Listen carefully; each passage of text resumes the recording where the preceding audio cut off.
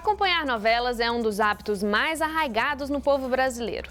Sua origem remonta ao folhetim, narrativa literária seriada que surge no século XIX na França, com o objetivo de fidelizar os leitores de jornais. A criação dos ganchos dramáticos despertando o interesse do público para o próximo capítulo é um marco dos folhetins. Nos anos 1930, o romance folhetinesco chega ao rádio e a radionovela toma forma em Cuba e no México. Mas foi na televisão que as novelas encontraram seu parceiro ideal.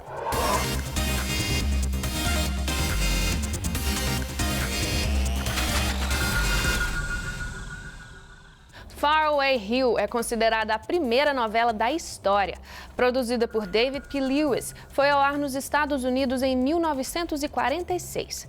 No Brasil, o marco inicial das novelas na televisão foi a estreia na TV Tupi de Sua Vida Me Pertence, de Walter Foster, em 1951.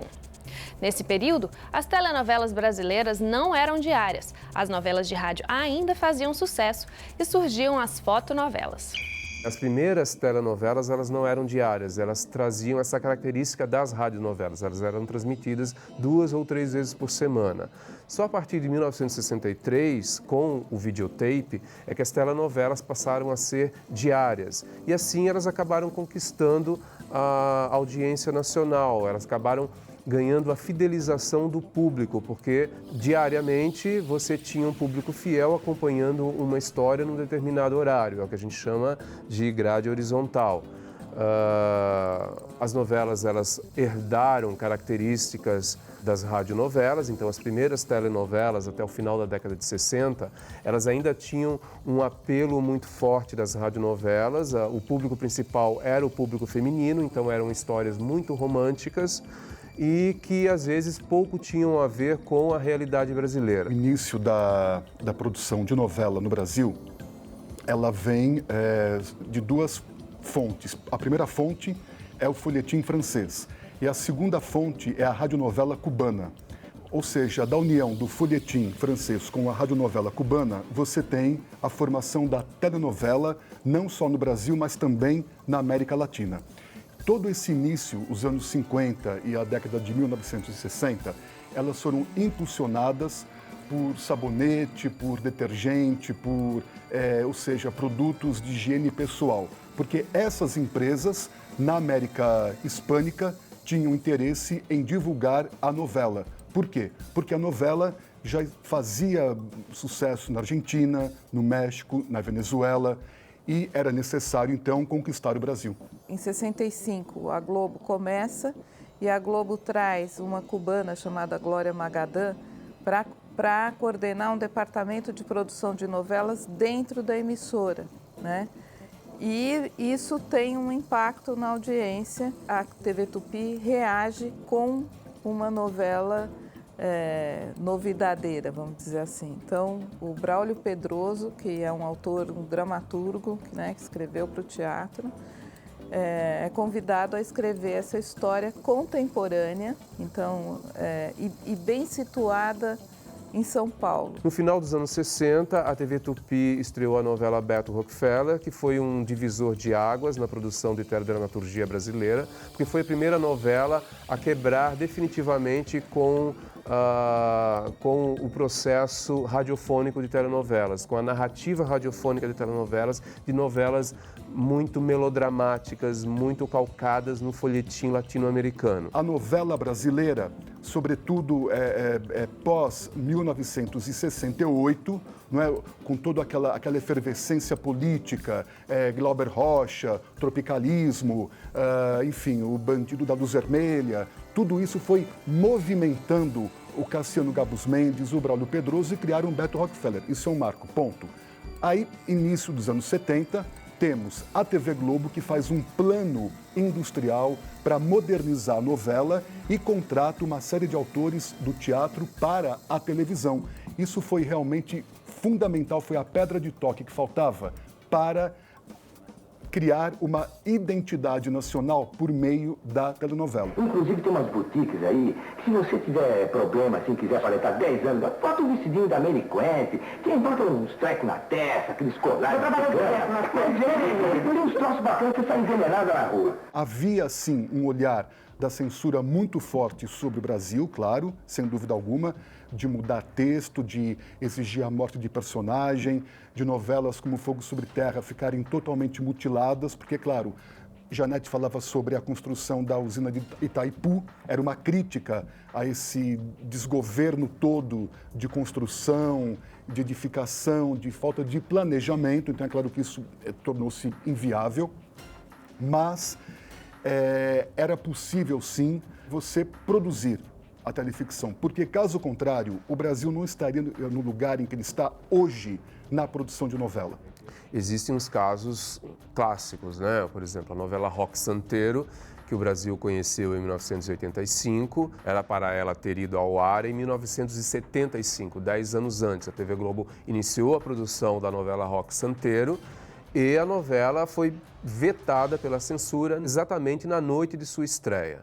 A censura proibiu, disse não, essa novela não vai estrear e a Globo teve que jogar fora já 30 capítulos prontos, uma série de capítulos programados para gravação. Então você imagina o grande desfalque, o grande prejuízo que a emissora teve na época com essa censura. Tem uma novela do Walter Jorge Durst, que foi também inteiramente censurada, que se chamava Despedida de Casado. Era uma novela que tinha divórcio. As questões que a censura pegava não eram só questões políticas, pegava muita questão ligada à moral e aos costumes.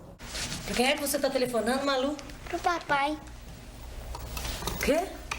Quero que ele venha aqui pra mim contar umas coisas pra ele. Agora vai dar.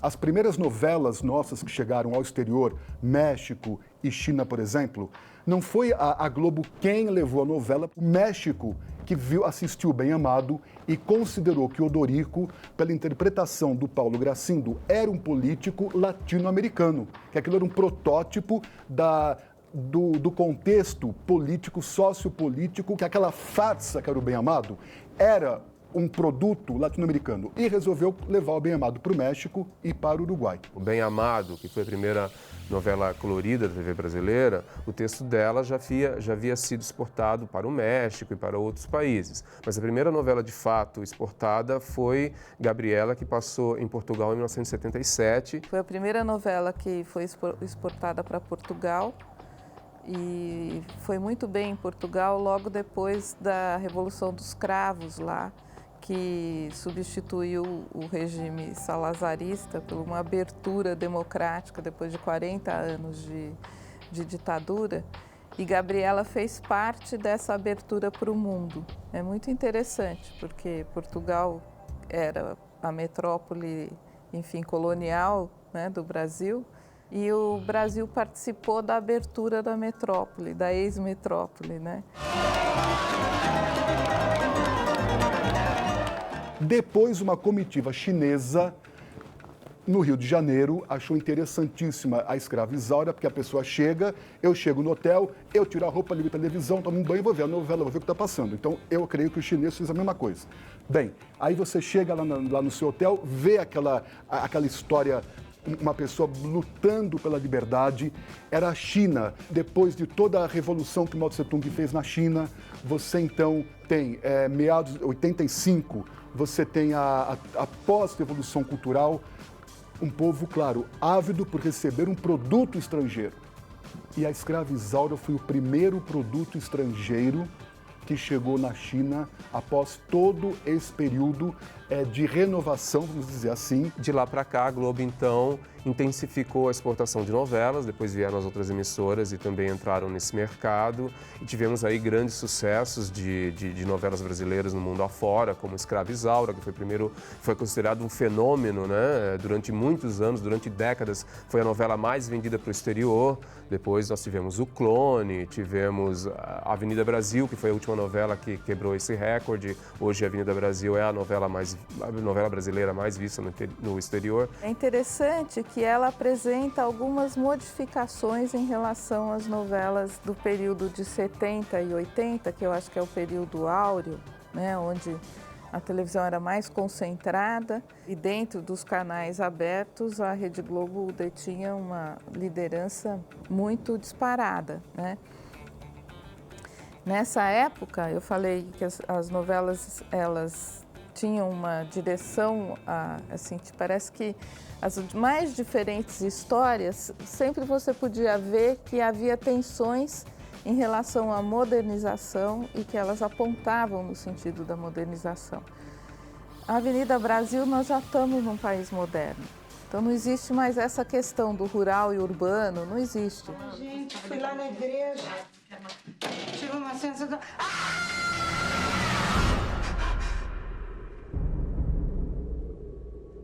Aconteceu, Camila? A gente também levou um susto quando viu o Marcos. Agora você tá tendo dreco? Com toda a gama de variedade de ser humano no mundo inteiro, não é? Seria também muito cansativo você ter 1, 2 ou 3 tipos de novela. Por que a TV Globo tem esse diálogo gigantesco? Porque tem vários horários, vários estilos de novela, várias tramas, vários ambientes e assim por diante.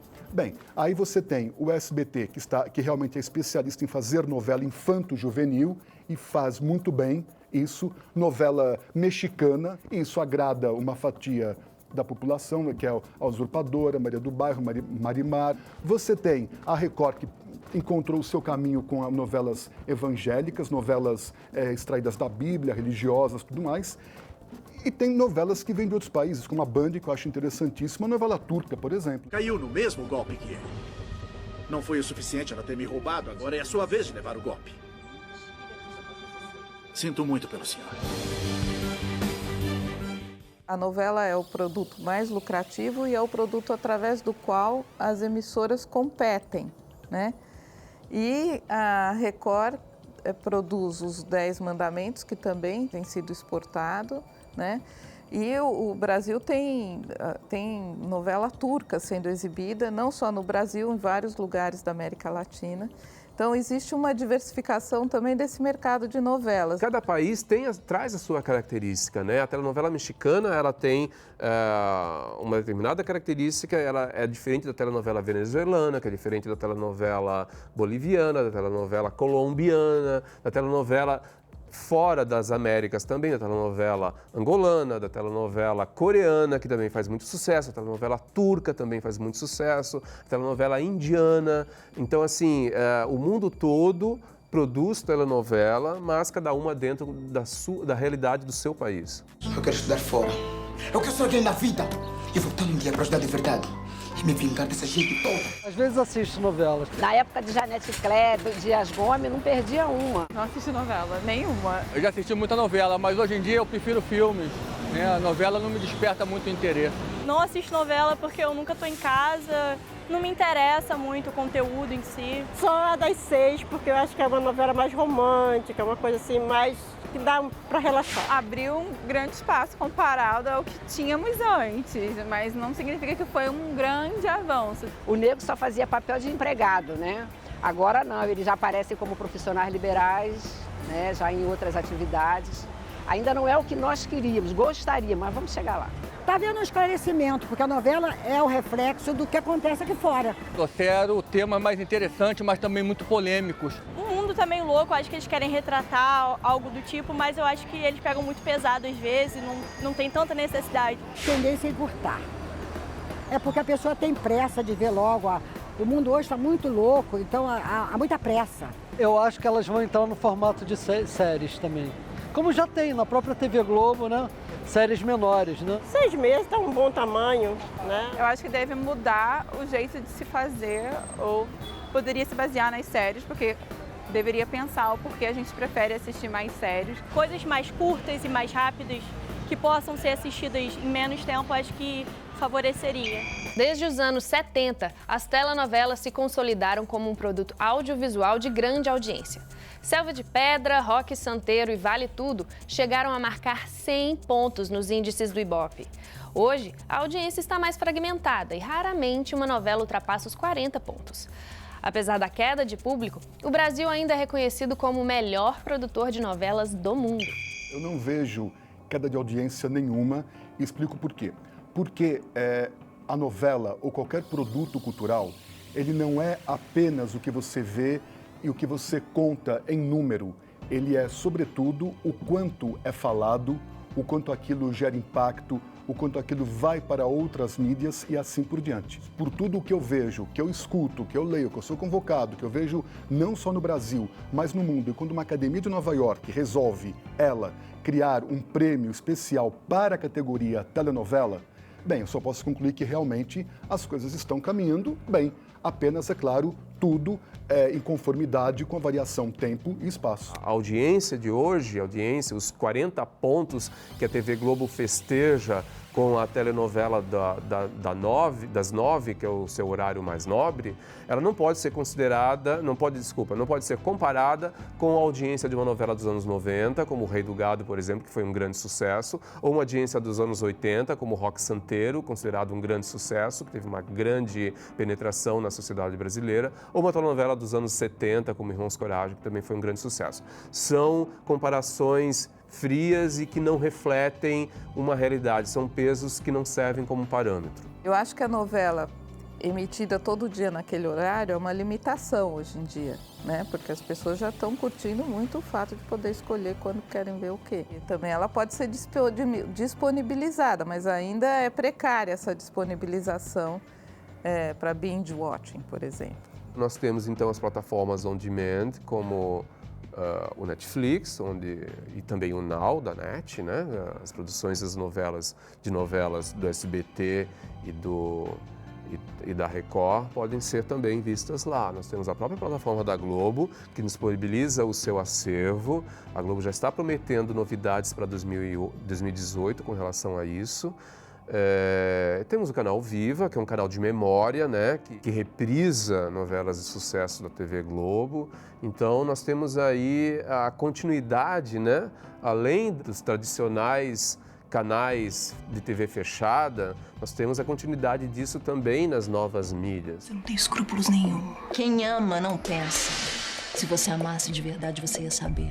Mas até agora você só amou o casamento. Nos anos 70, nos anos 80, assim, aí também se dizia a mesma coisa, uma teatralização das novelas, uma filmalização das novelas. O que foi Pantanal? Pantanal foi o suprassumo, digamos assim, do cinema na telenovela. Como em 68, Beto Rockefeller, como Gabriela também, quando chegou, foi assim um assombro, né? Como A Força do Querer, que realmente era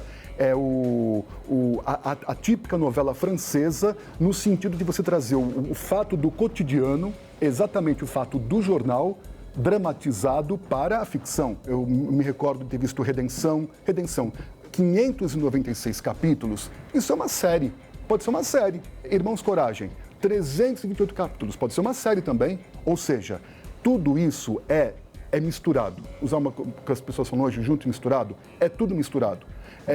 Novela, com série, é natural. Hoje existe uma novelização das séries americanas, assim como existe a serialização das telenovelas, entendeu? Então existe um híbrido já, porque as séries hoje elas têm quase o formato de uma novela, se você for analisar a questão dos ganchos, do arco dramático, das temporadas que não se fecham, porque sempre existe um gancho para a temporada seguinte. Isso é novela. Isso veio do folhetim, entendeu? Que é novela. Eu acho que as séries têm mais de novela do que as pessoas admitem. E inclusive porque internacionalmente essas séries geraram toda uma bibliografia específica, né? Como se a televisão finalmente merecesse análise estética, né? Isso parte das séries americanas, né? E essa bibliografia não menciona a novela, porque nunca não passa pela cabeça das pessoas e nem elas conhecem relacionar uma coisa com a outra. Mas eu acho que as séries têm um pé nesse folhetim do século XIX também. Eles se foram. Os Grayson mataram todos. Isso é tudo que me resta. Mas o desejo de vingança ficou. É doentio como vocês duas vivem para se destruir. Adeus, Victoria. A principal razão de ser da telenovela é o entretenimento. Essa é a principal função dela antes de qualquer coisa. É claro que com a industrialização e a profissionalização da telenovela do Brasil, nós tivemos aí uma qualidade muito alta de profissionais envolvidos, de gente que vinha de teatro, que vinha de cinema e de grandes atores, grandes textos, com grandes interpretações, com ótimos profissionais gabaritados na técnica, fotografia, direção, etc., figurinos, né, cenários. Ela atingiu um patamar artístico tão importante que ela é o nosso produto cultural maior, né? E por que não produto artístico também? Tudo é feito para vender. Você precisa realmente vender, negociar. Por quê? Porque se você quiser realmente ter aquilo como uma obra de arte, uma coisa intocável, algo assim, então você tem que voltar para a Idade Média. Porque senão, José de Alencar teria realmente matado o Guarani. Mas aquilo iria causar problemas para o editor. Quem havia lido não tinha gostado, a pessoa começou a chorar, queria abandonar o romance. Não, então vamos fazer com que ele fique em cima de uma palmeira com a Ceci e pronto, e vai embora. Cada um pensa o que bem entender. Então, esse negócio de você achar que não é arte, não, claro que é arte, óbvio que é arte. É uma arte oriunda de uma indústria, mas óbvio que é arte. Surgiu o que, Libélula? A New Face, que todas as agências batariam pra ter. Alta, magra, rosto de anjo, corpo de demônio. Se fosse assim, tava rica! Você não queria tanto ir pra São Paulo? Olha, quem sabe essa não é a sua chance de ser modelo. Olha, eu acho que esse gênero folhetim é um gênero que as pessoas têm um encanto, né? É um folhetim digital. Já foi falado a Marlise Meyer falava do folhetim eletrônico, agora nós estamos já no digital. E estão surgindo os formatos novos, quer dizer, esse binge watching de 10, 12 episódios é recente. E ele é um pouco aleatório, porque por que 12 episódios, né? É 12 episódios porque eram as 12 semanas que tinham uma temporada americana. Então, é arbitrário isso. Eu acho que isso não necessariamente vai se manter, né? E acho que a novela também vai ter que ceder para permitir o binge watching. Dizer que a telenovela vai morrer, eu não costumo fazer esse tipo de exercício de futurologia, não, entendeu? Não consigo dar esse tipo de resposta. Ao mesmo tempo, nós temos aí um grande sucesso que foi a novela A Força do Querer, o último grande sucesso da Globo, que levantou a moral do horário nobre da TV aberta brasileira, que estava um pouco em baixa, e que mostrou o poder que a telenovela ainda tem de entrar nos lares das pessoas e de até influenciar o seu público, né? Foi o maior sucesso da TV brasileira desde 2012, e isso não é pouca coisa, entendeu? É claro que, como eu comentei anteriormente, não dá para comparar a audiência, os 40 pontos que teve A Força do Querer com 100 pontos que teve Selva de Pedra na década de 70, porque são épocas completamente distintas. Mas foi muito importante e mostra exatamente a força que a telenovela ainda tem e eu acredito que vai ter durante um bom tempo. A novela, seja ela mais longa, mais curta, misturada com série, com minissérie, com literatura, com teatro, seja lá o que for, ela vai seguir o seu caminho. Por quê? Porque é um gênero que até por ter uma certa longevidade, eu digo, na feitura dela, torna-se um pouco mais fácil para o público diluir as suas questões, compreender os temas mais polêmicos. Ou seja, é um gênero e um formato adequado para a América Latina, não só a América Latina, mas para o mundo todo, como nós bem observamos hoje. E eu observo sempre um interesse muito grande em se produzir novela, em se renovar o gênero, isso sim. E termino, inclusive, com uma participação que eu tive na Academia Brasileira de Letras, que chamou-se Telenovela, a Reinvenção de um Gênero. E é por isso que ela sobrevive muito bem e vive e renasce muito bem de hoje para o futuro. Tradicionais, modernas, bíblicas, infantis, mexicanas e até africanas. Apesar de não atingirem índices de audiência tão altos quanto no passado, as novelas ainda cativam um grande público e estão cada vez mais presentes tanto na programação televisiva como também na internet. Prova de que continuam sendo uma preferência nacional.